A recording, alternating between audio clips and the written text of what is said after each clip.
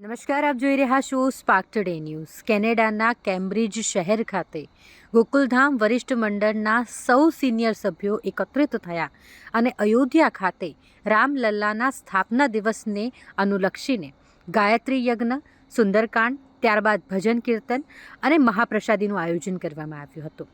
ફક્ત ભારત દેશમાં જ નહીં પરંતુ વિશ્વમાં વસતા જે ભારતીયો છે તેઓમાં પણ રામલલ્લાની સ્થાપનાને લઈને ખૂબ જ ઉત્સાહ જોવા મળી રહ્યો છે। 22 જાન્યુઆરીએ જ્યારે અયોધ્યા ખાતે રામલલ્લા બિરાજમાન થયા ત્યારે કેનેડાના કેમ્બ્રિજ ખાતે પણ ગોકુલધામ વરિષ્ઠ મંડળના તમામ સિનિયર સભ્યો એકત્રિત થયા અને તેઓ દ્વારા ધાર્મિક કાર્યક્રમનું આયોજન કરવામાં આવ્યું હતું। ઓમ ભૂર્ભુવઃ સ્વાહા તત્સવિતુર્વરેણ્યં ભર્ગો દેવસ્ય ધીમહિ ધિયો યો નઃ પ્રચોદયાत् સ્વાહાયં નરેભ્યઃ નમઃ।